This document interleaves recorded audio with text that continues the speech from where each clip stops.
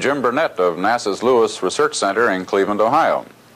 In this third episode of the history of space travel, we'll see a film called The Astronauts, United States Project Mercury.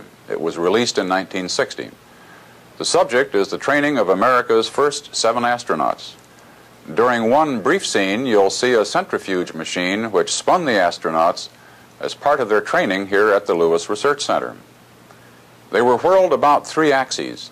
The astronauts could practice bringing the machine out of a complex spin by controlling nitrogen gas rockets attached to the machine.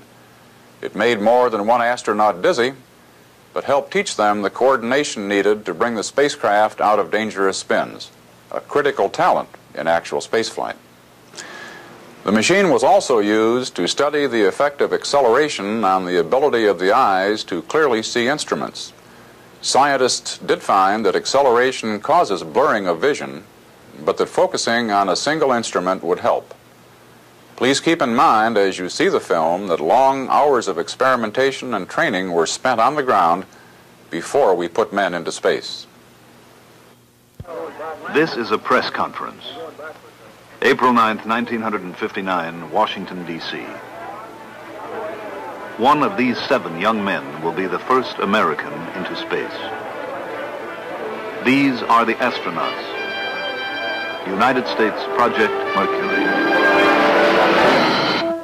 A substantial part of the imagination, energy, and genius of the United States is being devoted to the scientific exploration of our universe. The launching pads and gantries of the Atlantic Missile Range mount many of our experiments into the very nature of creation.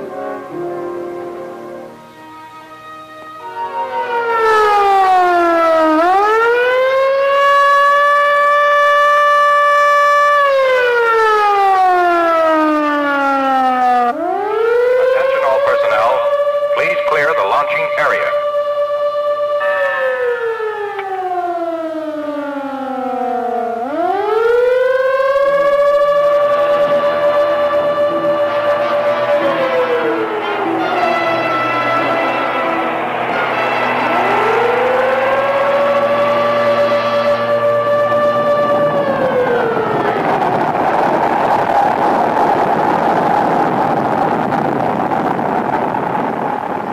This launch carried an Earth satellite into orbit. Soon, before the Earth turns many hundred times, a man will climb into a capsule at the Atlantic Missile Range and be hurled headlong into space.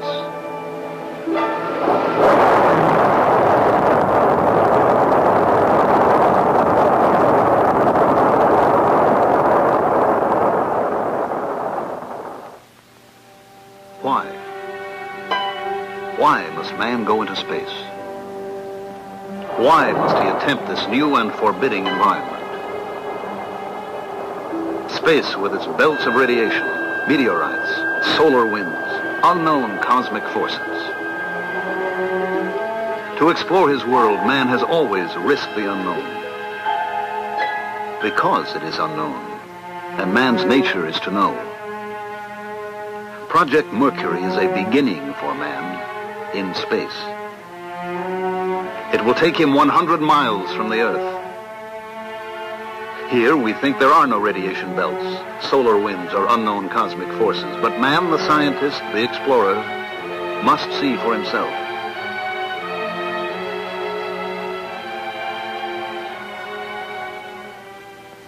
Each component of Project Mercury will be held up and measured in the unbending light of scientific truth. Will it work? Why? Does it work under load? Why not?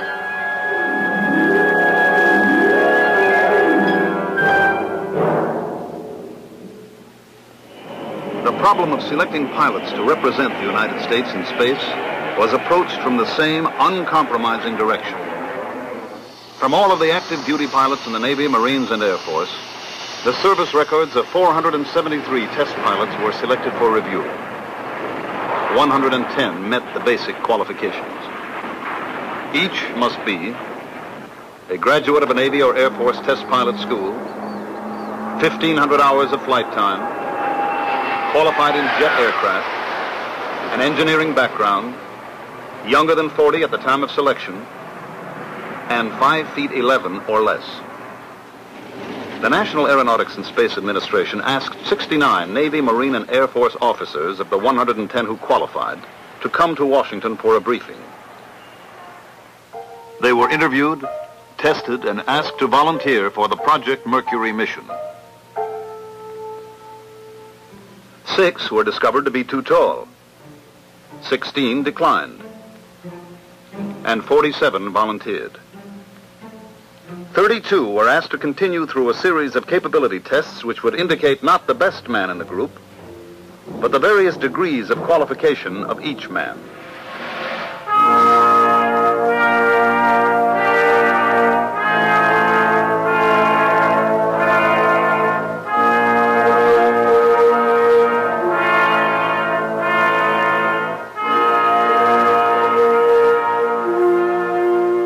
Two candidates reported to the Lovelace Clinic in Albuquerque, New Mexico for an exhaustive series of physical examinations.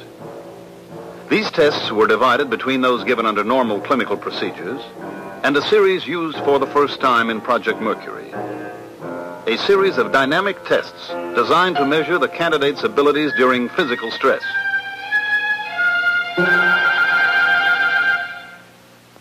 Laboratory studies were made in each physiological area. As military pilots, these men had passed yearly flight physicals.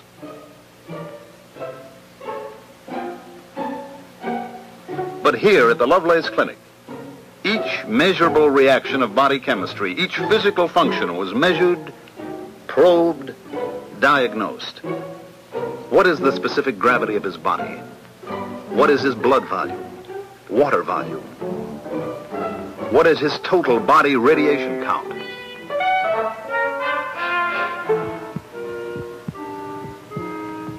We are listening to his heart.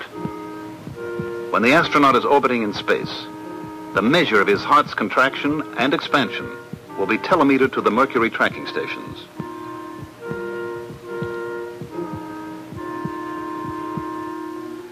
After a week of examinations, the candidates were sent on to the Wright Air Development Center in Dayton for stress evaluation and psychological tests.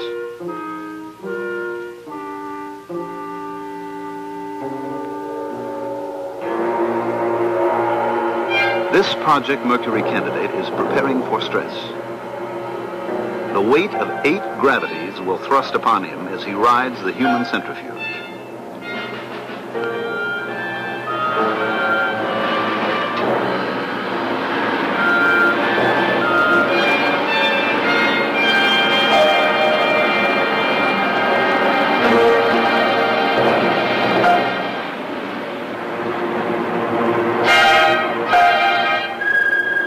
Reactions are studied. The results will indicate how he fared under multiple gravity forces. Did he show a tendency to pull back? No. Was his tolerance level low or was it high? Now, can we shake his equilibrium?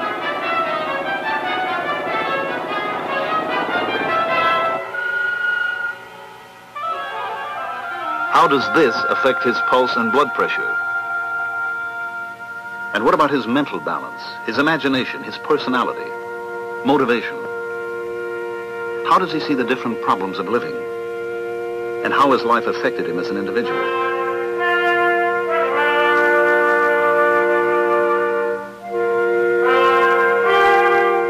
Test his memory, comprehension, perception, visualization.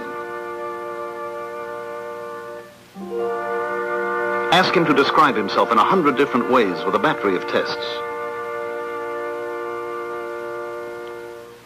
Now, take him up to 65,000 feet for 1 hour in a pressure chamber.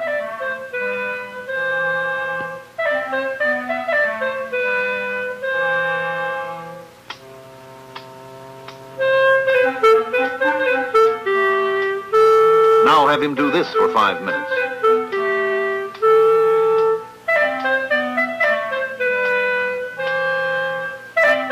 Then ask him to take a walk. Walk until his heart beats 180 times a minute. Elevate the incline 1 degree every minute. These tests continued until all 32 men had been evaluated.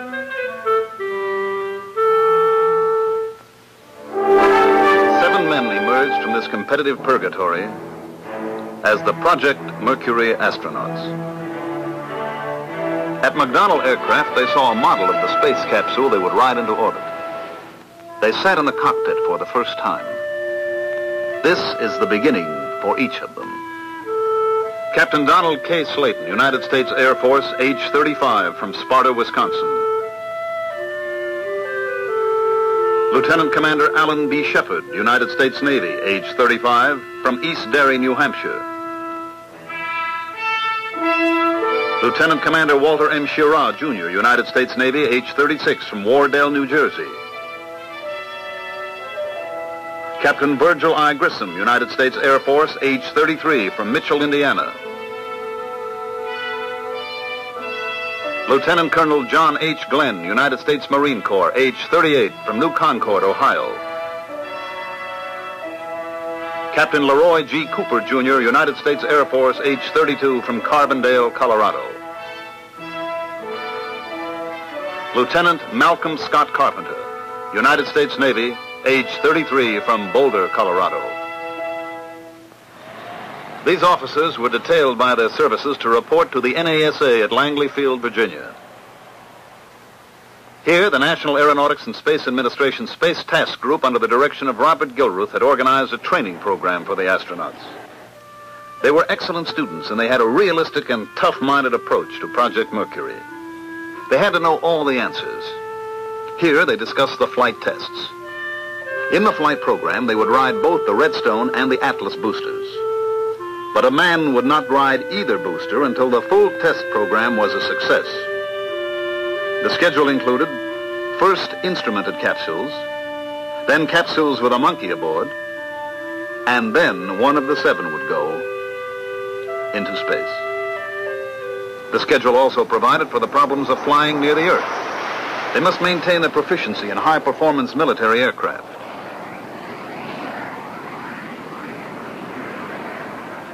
Out of this training together, a strong esprit de corps developed. They all felt that this must be a team effort involving all of Project Mercury. Recognition would undoubtedly go to the man who makes the first flight. But the second, third, or fourth flights may produce far more scientific information than the first flight.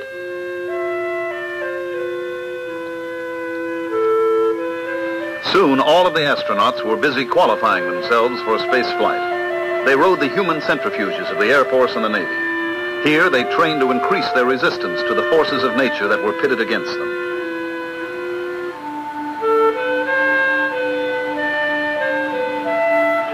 But each new experience, each small physical or mental victory was backed up by hours of classroom work.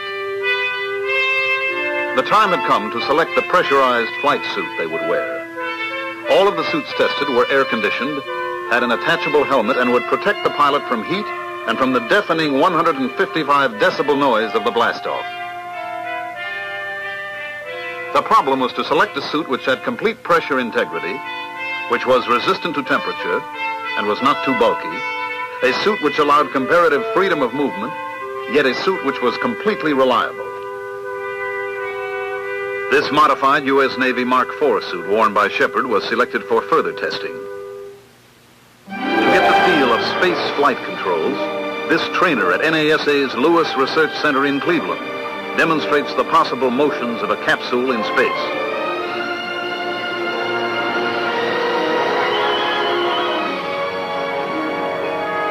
While the astronauts perfect themselves for their mission, the hardware of Project Mercury is being tested, evaluated, reshaped, and tested again. Off Wallops Island, Virginia, capsule drops at high altitude test the parachute and recovery systems.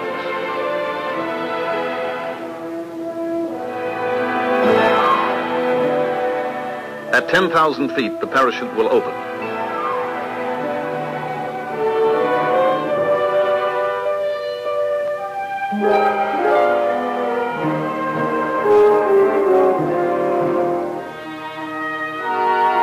The astronaut riding his capsule will land in the Atlantic recovery area off the coast of Florida.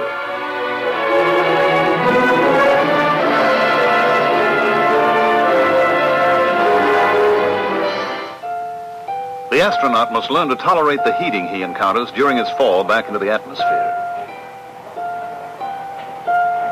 These quartz tube lamps produce great heat.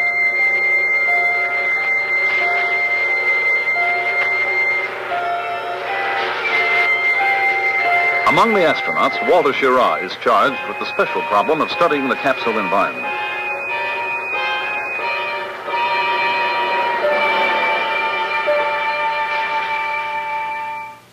But there are some moments of rest for the astronauts. Here, they sit in a projection room and watch the films taken of their visit to the Atlantic Missile Range, Cape Canaveral. On trips like this, each man gathers information concerning his particular assigned area of individual study. He is then responsible to the rest of the group for this information.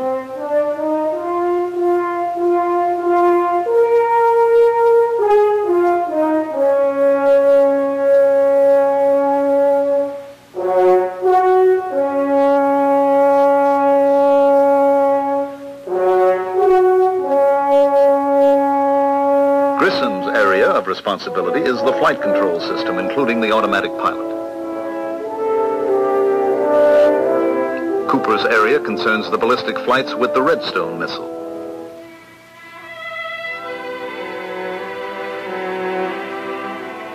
Shepard is concerned with tracking and recovery of the capsule.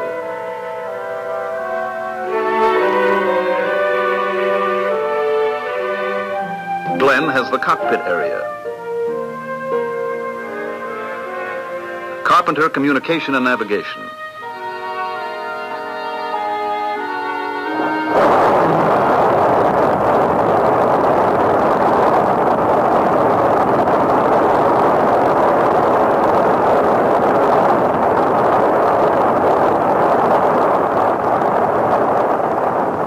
And Slayton has the responsibility for knowing Atlas and all of its systems.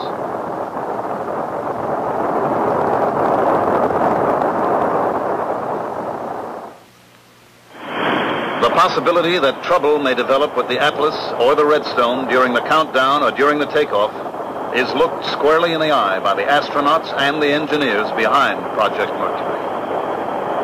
This booster was not a Mercury vehicle, but imagine the worst possible situation for the astronaut, that his capsule is now mounted on top of this Atlas. The escape rocket takes the capsule away from the booster.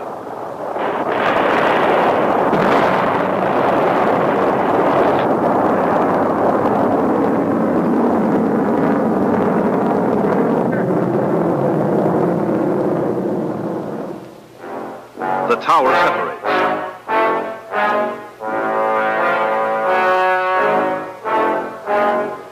The parachute opens, and the capsule lands in the sea.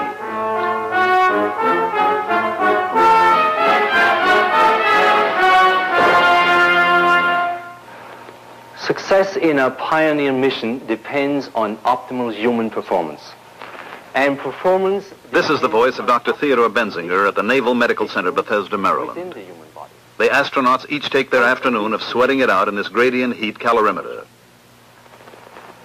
In a temperature as hot as it is in here now for him and will later be for you, 114 degrees Fahrenheit, your internal body temperature is protected by a physiological mechanism of very high power and precision. In the submarine carbon dioxide chamber at Bethesda, the astronauts learn that space medicine and submarine medicine have common problems. Under emergency conditions, there is a danger of the presence of unusual amounts of carbon dioxide in the space capsule or submarine hull.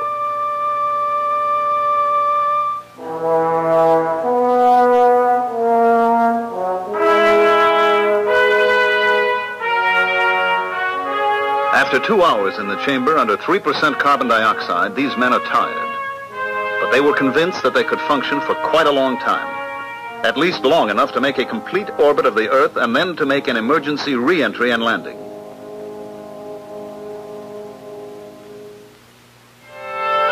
But before a man's life is risked in space, animals will undergo the same operational stresses. The animal research program connected with Project Mercury is an important prerequisite to research with human beings in space.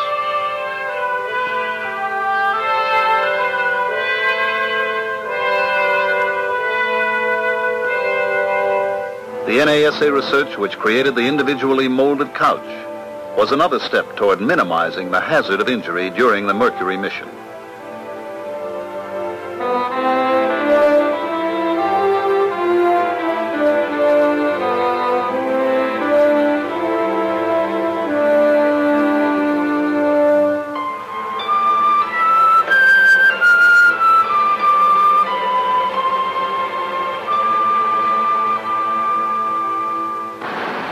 This is the same man, John Glenn, sitting in his couch under 14 Gs in the centrifuge at the Naval Aviation Medical Acceleration Laboratory, Johnsville, Pennsylvania.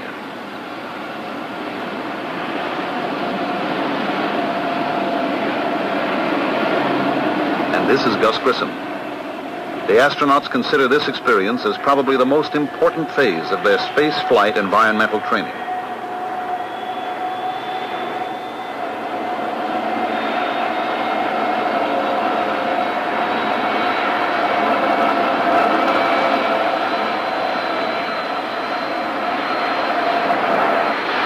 Alan Shepard,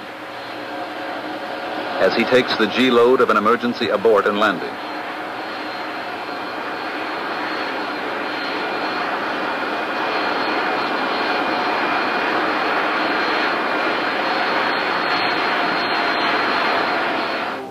To be able to take this physical beating, these men must be conditioned like athletes. And the astronauts find that the physical discipline of underwater swimming is oddly effective in training toward a space mission.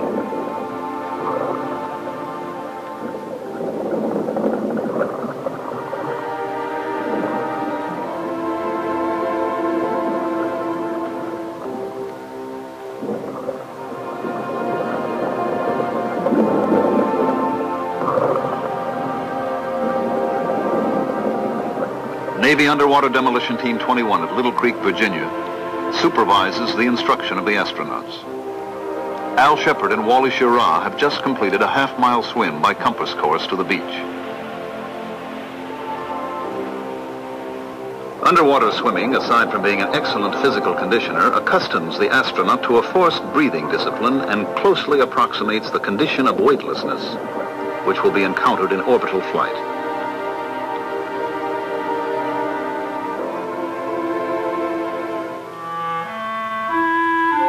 Now, imagine, if you will, that you are watching the first Project Mercury launching at the Atlantic Missile Range, Cape Canaveral. At launch time, the manned capsule with its escape system is thrust into the sky by the two booster engines and one sustainer engine of the Atlas.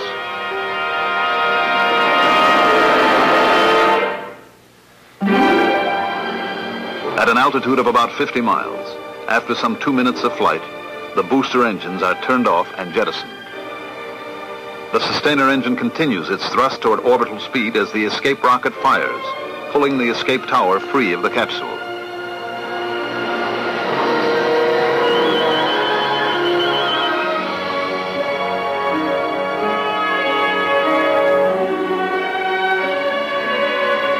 Orbital speed will be achieved at about 100 miles altitude. Once in orbit, explosive bolts release the capsule. Separation rockets on the capsule fire, pushing the capsule away from the Atlas.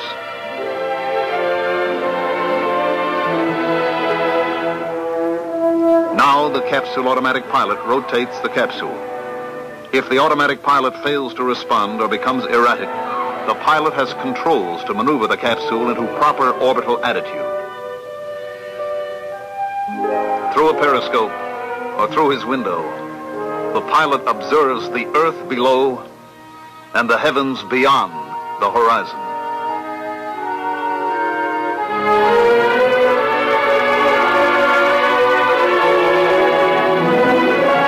Near the end of the third orbit, when the capsule is several hundred miles west off the coast of California, the signal for re-entry is given.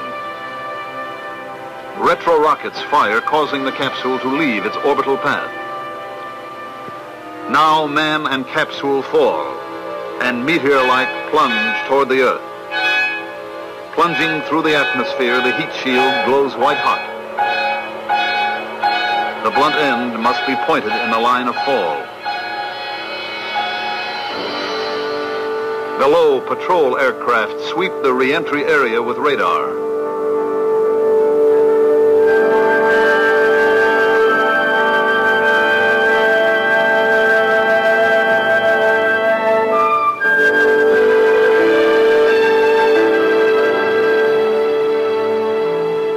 At 10,000 feet, the main parachute extends, and a SOFAR bomb is released.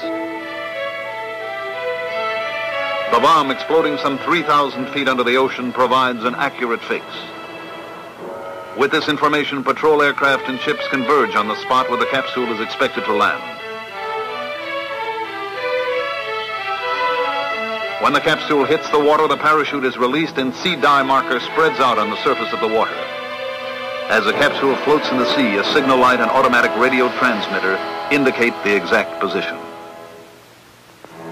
And so before the Earth turns many hundred times, another booster will rest on the pad of the Cape. And one of the astronauts will ride here on the shoulders of Atlas.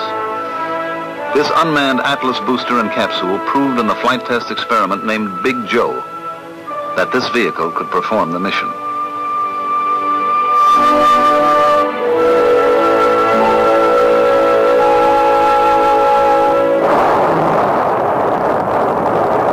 Capsule without escape tower rocketed to 100 miles and was thrust downward to re-enter the Earth's atmosphere at a speed just below the predicted re-entry speed. The capsule was recovered in the Atlantic Ocean. The tests will continue. The experiments and training will go on to put man into orbit. These are the astronauts. United States Project Mercury.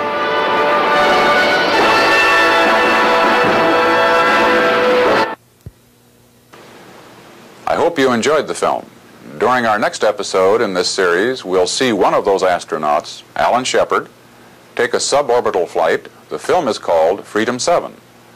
This is Jim Burnett saying goodbye from NASA's Lewis Research Center in Cleveland, Ohio.